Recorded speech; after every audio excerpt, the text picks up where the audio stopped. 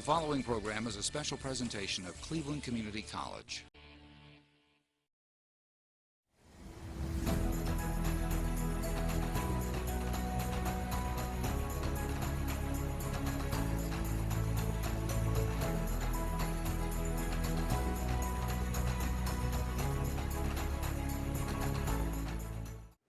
Hello, and welcome to a special edition of Political Smackdown, which is not particularly a political smackdown, but it's one of two end-of-the-year shows that Andy Dedman, my colleague on Political Smackdown, and myself have done for years.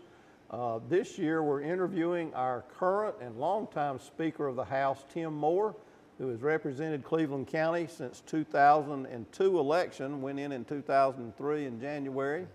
Tim, welcome back, and thanks for coming and doing this again. Good to be with y'all. Tim was there 8 years before Republicans took the majority. Then he was Rules Chairman when Thom Tillis was the Speaker, and when Mr. Tillis ran for the U.S. Senate, Tim has basically been the Speaker now for how many years? 10 years. 10 years, longest serving Speaker of the House, and the first Speaker of the House from Cleveland County since Mull in the 1940s. Mm-hmm.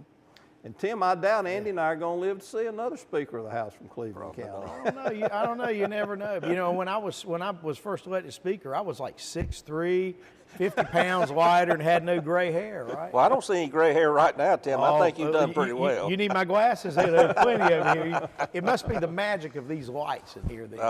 So for these next almost 30 minutes, we're going to talk to Tim about reflections on his 22 years and some of the things that have recently happened. And Andy's going to get us started with some questions, and Tim's going to answer them for the people of Cleveland County. Well, Tim, just a topical thing right now is the override you had of the governor's veto. Yep. That there's so much in that bill. I mean, the taking of executive power away from the governor, and then you did have a little bit of hurricane relief for our friends in the western part of the state. But you had three Republicans that just didn't agree with you very much on all that. What happened that you managed to finally get these people back in? And what do you say to the people that said, this really isn't a true relief bill, that it's as much about taking power away from the executive side of the governor? Well, let me first talk about the hurricane relief, because I think it is unfortunate that a lot of the other intervening politics sort of clouded the issue. Before this third bill, which was passed, which was the third hurricane relief bill that we passed, we had already appropriated roughly $900 million to get relief. And as you guys know, you don't have to go very far up the road to see a lot of damage. Chimney Rock, Lake Aurora, just up the road from us. And then you go through the parts of the western part of the state where the elevation's so high and where the change in elevation is so dramatic. It's where a lot of the damage happened, along those rivers and the gorges and the valleys. And it's tough. But we did $900 million. This third bill did an additional $227 million. So now that brings us to a little over $1.1 billion that we've appropriated as a state. And also not as a part of the money, but a lot of reg reform. There's a lot of things out there. People who are watching may have seen things out there on social media where people were living in tents, where there's all these regulations where nonprofits, private groups, charities, churches wanted to build temporary shelters, and some of the local governments were preventing those shelters from being built and occupied. This bill allowed the regulatory relief to allow those exceptions to be made in these circumstances so that temporary housing would be there, and also tried to cut through some bureaucracy and red tape to do that. The thing that kind of got us even talking about some changes to executive authority is, as we've dealt with this hurricane relief, Andy, we've seen where Governor Cooper's administration, and I'm not trying to just throw shade on the governor, but I'm just stating a fact. I mean, they fired the director of the Office of Resiliency. They didn't do that because they just didn't like her. They did it because it had been incompetently run. In Hurricane Matthew, I think that was 2016, and I think it was Florence in 2018. The names run together after a while. But two hurricanes that hit eastern North Carolina, we still have people living in hotels and motels and temporary shelters because they have drugged their feet getting these houses rebuilt and wasting money. So that's what really got a lot of the process of dealing with the executive and probably brought that into this bill, and so we dealt with that. But the things that were grabbing the headlines, of course, on the political side of transition where we moved the State Board of Elections from underneath the governor to underneath the state auditor. Well, bear in mind, go back about, I guess it's been a year and a half or so ago, we filed a bill and we passed a bill in the state legislature that would have changed the composition of the State Board of Elections to 8 members, evenly divided, 4 Republicans and 4 Democrats. Well, that wasn't good enough for my friends on the other side of the aisle, so they sued because they wanted to maintain partisan control. And part of their argument, Andy, was that one party ought to be in control of it. So all we did was we gave the Democrats what they asked for. We'll give them a party control, but of course it'll be Republican party control through the state auditor. What I would like to see happen is, now that our friends on the other side of the aisle have kind of seen how this can work out, maybe everybody comes back to the middle and says, let's do an even board. I still believe that's the way to do it. It ought to be even number of Republicans, even number of Democrats, and we don't need any games played by the Board of Elections at the state level and at the county level. And to that point, we know of instances around the state, and not in Cleveland County, not here that I'm aware of at all, but where those county boards of elections guys, they were counting votes of people who had died where they voted early, but died before Election Day. Well, you can't do that. The law is very clear. And where they had counted votes of folks who had been convicted felons, but had not yet had their rights restored.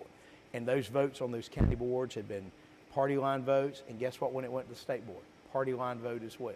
So we don't need that at all. It's unfortunate. We now have a Supreme Court race that's in the mix. And another thing that we hear from a lot is people say that the elections ought to be audited. Well, guess what? We now have the state auditor in charge of the elections. It is probably one of the least political positions I would submit in state government, and I think it's going to work. But I would still, even knowing if we can keep it that way, I would still prefer to have an even number, Republican and Democrat, on those boards, just like it is in about most other states and like it is at the federal level. Oh, go ahead. This larger bill, 382, that is 131 pages that you've been talking about, that was overridden. You've already got one lawsuit over the Highway Patrol becoming its own department and the governor's cabinet person not appointing them.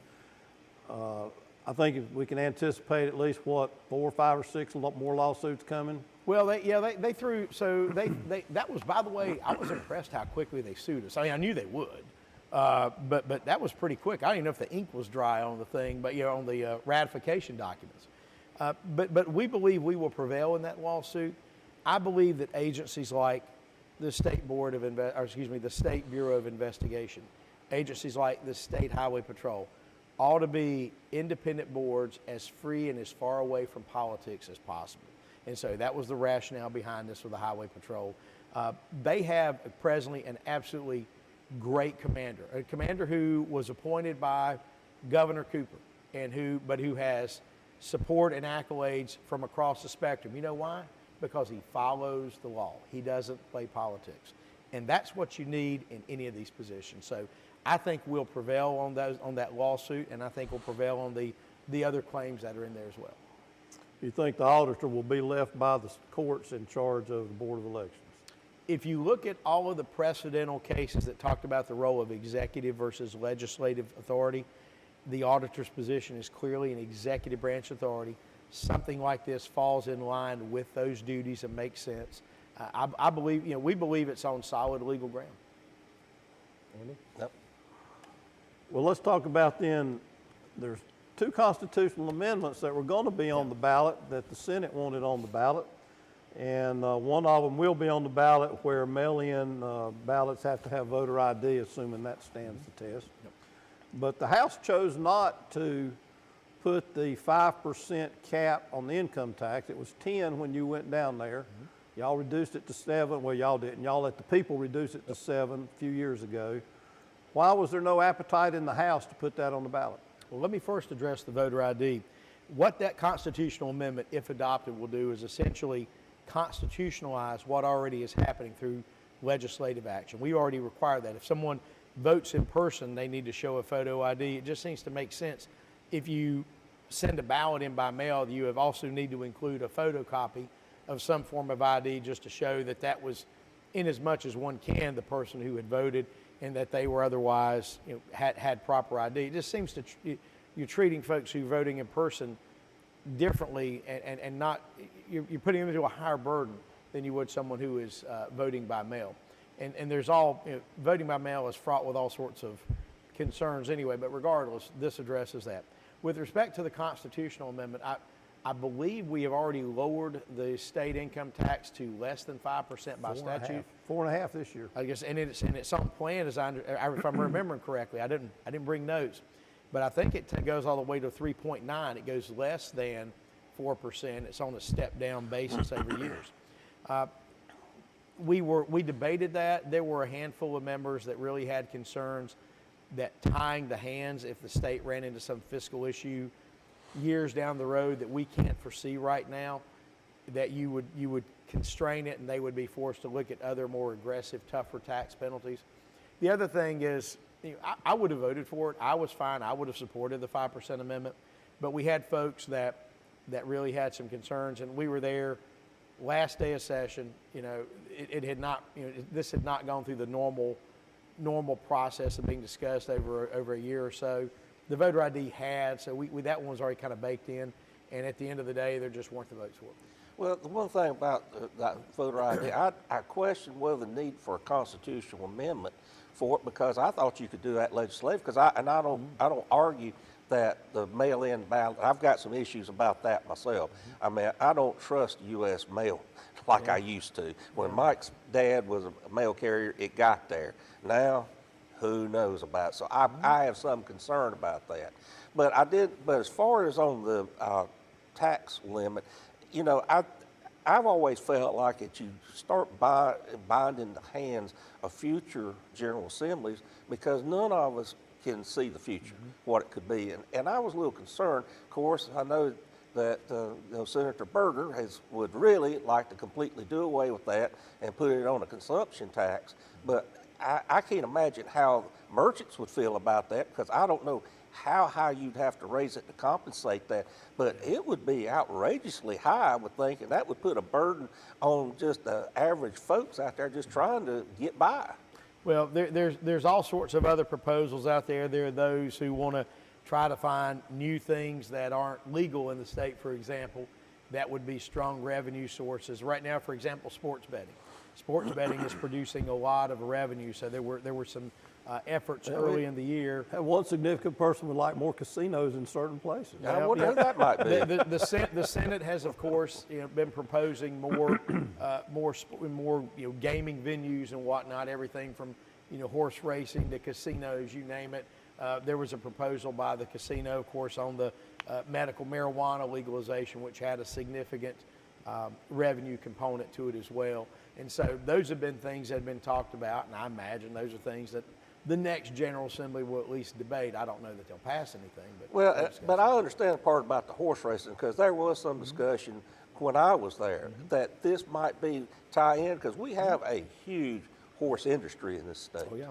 That would be a natural feed into that.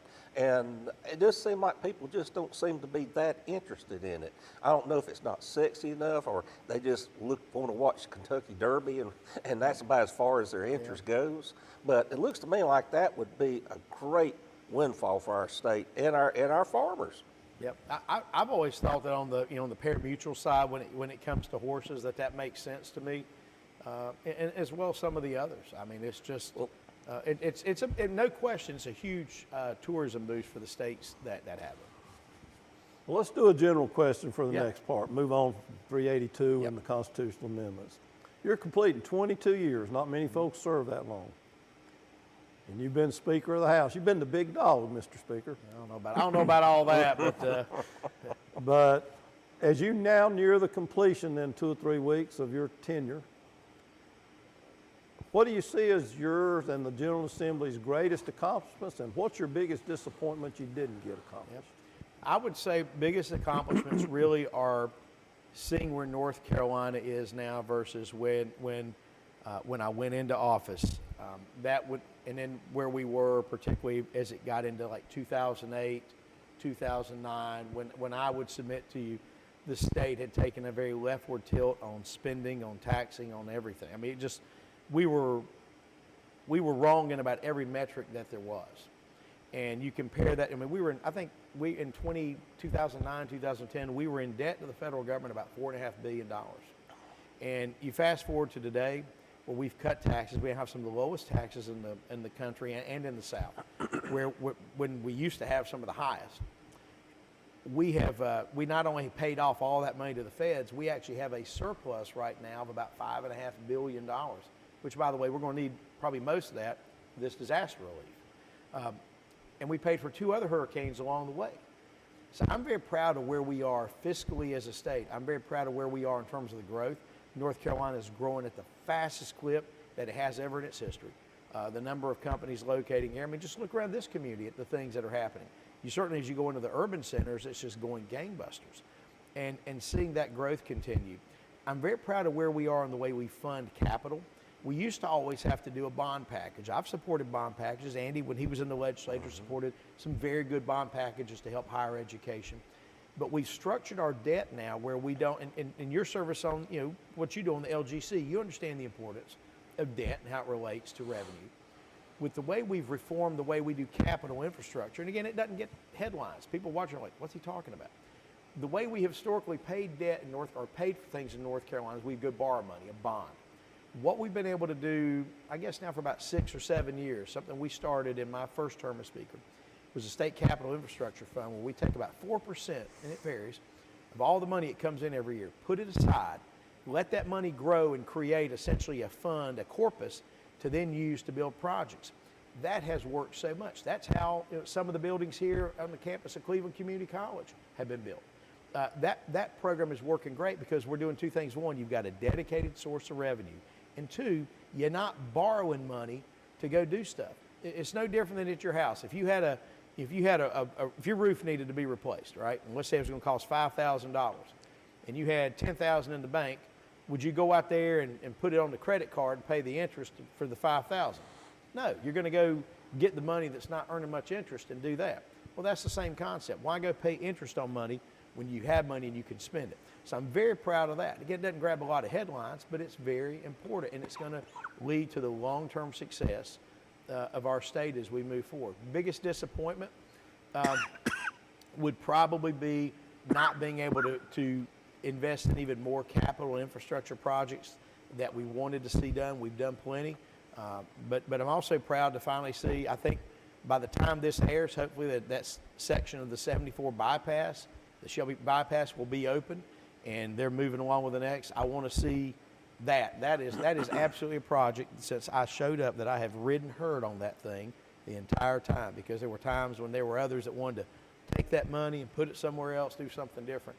And it has been just something that we've had to keep our finger on. So I'm very proud of that, because I think that's going to help long-term for our county's growth. All right, Andy, go ahead. I want to ask something a little different. I mean, my 3 terms down there, I saw a lot of changes, but you've been there for so long now. What do you see has been the biggest changes that really just how things work from the time you took over in 2003 up to now? Because I don't recognize it really, to be honest anymore, Tim.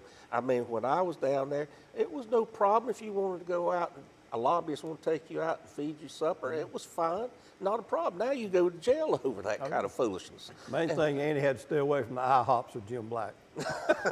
I can honestly say I never went with Jim Black to an IHOP. Went to a lot of places, but never went to an IHOP. And I didn't carry no bags of cash either. Yeah. But listen, it has been a fundamental change in how business has been done, essentially because of all the problems that Jim Black had. And it's just been some other things. But can you kind of speak to that? Because that's kind of inside baseball, but let's face it, that's how you learn how to get things done. Yeah, no question. It has changed, and I think it's probably, Andy, made it in some ways less collegial than when I first got there. Before all that was because there used to be more occasions where you would go out to dinner with folks on the other side of the aisle. And now that happens still, but you see less and less of it, and you see less and less of people just kind of interacting that way. The schedule is also a little more harried when folks are there. It's a much busier pace. And the way we did it too was, if we didn't need members there, we didn't require them to be there. When I served in my first few years, you were pretty much guaranteed you were going to be there at least 4 days a week. It got to where the last few years, most members didn't have to be there, but maybe 1 or 2 days a week. And but we did that. I guess the downside is you don't get as much collegiality. The upside is that people are able to focus on jobs if they still want to, their families and things. And so it allows people to not have as much of a hit by being stuck in Raleigh so much. Now, as speaker, I was there all the time. Senior leadership were there all the time, but rank and file members didn't have to be there as much. But I would say probably the biggest change, Andy, is the fact of how much stuff is online now, the social media, the fact that you can see our sessions live. Back when you were serving, back when I first came in, the only way you really knew what happened there was those little blurbs in the paper, the little state line that they would do. I mean, the Charlotte TV stations didn't really cover what was happening in Raleigh at all. The Raleigh market did. But now it's with online and with Twitter and all these things, there's a lot of coverage. Now, the flip side is most time it has a spin to it. You know, it's not normally just, as Walter Cronkite would say, stating the facts. It was either the left spin or the right spin of what happened. So you kind of have to filter that a lot of times. But that's probably the biggest change. But heck, if you think about it, that's probably the biggest change in politics overall. Well, it's changed everything. I mean, at my business in real estate, I mean, when I first started, we just had started in 1990 in MLS. That was on the internet. And we were still getting books up to about 10 years ago. Yeah. So, I mean, it has been a wholesale change. There is no doubt about that. You know, just remember when Philbeck started, they were still like using a scribe and a stone, you know, to do the Well, listings, he used to right? show property on his dinosaur. Well, you know, he's got the nicest abacus around that I know of to do his math. Well, Tim, let's talk about something else relatively current. A lot of us believe that Mark Robinson's problems cost us some seats on the Council of State and some seats in the House and maybe 1 or 2 in the Senate. How do you analyze the Mark Robinson problem, and how do we do a better job of vetting people before a primary so we don't get into that in the general election? Well, what I will say is there is data out there that would tend, I've seen some polling data that would tend to support your contention, that's the fact. And I think that there's a learning lesson here for everyone. It is, that's a tough question. Primaries, just pull any particular person aside. It doesn't matter who we're talking about. The purpose of political primaries, generally for either party, is that you put whoever your likely nominees are through a process of any vetting, and that they get hit with everything. So, because if you don't, you know, once you already have whoever your nominee is, they're going to deal with it by somebody from the other party. And I do think that the way that the primaries have worked through right now, there are a lot of folks asking questions of if things should be done differently. I don't know the answer to that. I think at the end of the day, it's up to candidates who are running for office to do their research, to know, one, for a candidate to know their own weaknesses and vulnerabilities, to do a true, honest, and self-assessment of whether they can win an election, and two, anybody who's running for any party or running for any office in there to be able to fully identify their opponent and to identify their opponent's weaknesses. That is a painful but sometimes important process of that. So that's not meant as a reflection on anybody who has run or anything else, just a general statement of, I think, what primaries inherently are supposed to do. Andy? Well, Tim, as you're getting ready to go on to your next big adventure, we've going to have, for the first time in 22 years, a new House member, Reverend Paul Scott from Rutherford County. Good man. We're going from the top dog to the back row again. and you know, I know Paul, and he is a first-class gentleman. He is. And he will do us well. But what kind of advice would you give somebody who's basically a political neophyte? Now, you've always been a political animal before you ever ran against me. I don't know about all Oh, that. I would, yeah, I would. And I still remember. I'm just a country lawyer, Andy. I just, No, I just still remember you saying I raised tax on the Little Johnny's candy bar. I never will forget that. Well, you didn't want little Johnny to eat all that candy. You were trying to look out for his dental well-being, right?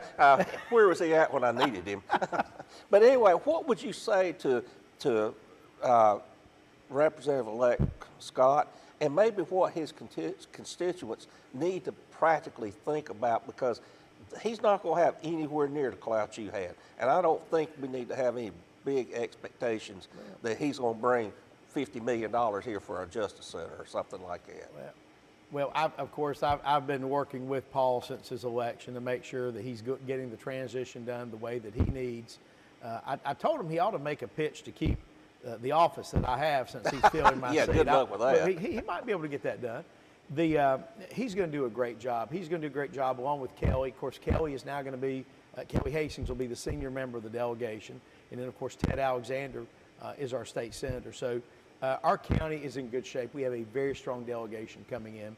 I've made a lot of introductions for Paul to the members he's going to be serving with, but he's actually been there already on the ground and met a lot of folks. And I mean, you know, he's on the school board there. He understands politics in Rutherford County, and he's going to care about Rutherford and Cleveland County. He's going to fight hard.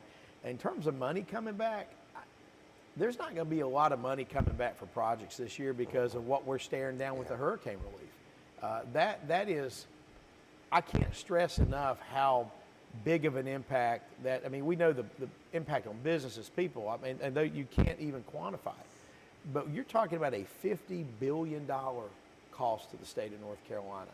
And the state, with the federal match, if it's, say, $45 billion from the feds and $5 billion from the state, well, there goes your savings reserve. So if your savings reserve's gone, you're not going to be able to spend a lot of money in capital projects. So a lot of that is going to slow down. So even if I were here again, I would be telling folks, yeah, probably better pump the brakes on a lot of this. But he's going to do a great job. Well, Tim, we've got a little less than 2 minutes left, and we appreciate your service for Cleveland County and the North Carolina House. Any final parting words you'd have to say to the people of Cleveland County for these 22 years? I'll just say thank you. Thank you for the opportunity to represent my community that I've been born and raised in, and you know, we're raised family. You know, my sons, I mean, we're fully invested. My family is from here.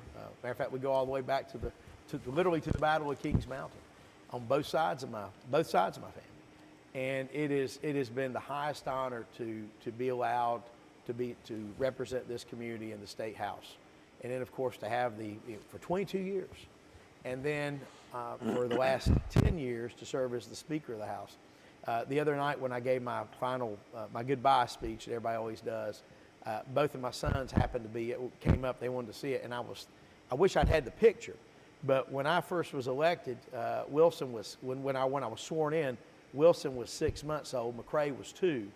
And just, you know, to show that, you know, that and 2 fine young men who were there, almost off the payroll, by the way, but who were there to watch was really a very, for me, was just kind of a powerful moment to see that. But it's been an incredible honor to have this job, and I appreciate it, and I'd like to think we've left things in a better shape than when we found them. Well, thank you all for joining us. Thank you, Mr. Speaker. And if you'll join us next week, we're going to talk to Tim about his election as our next congressman for the 14th Congressional District of North Carolina.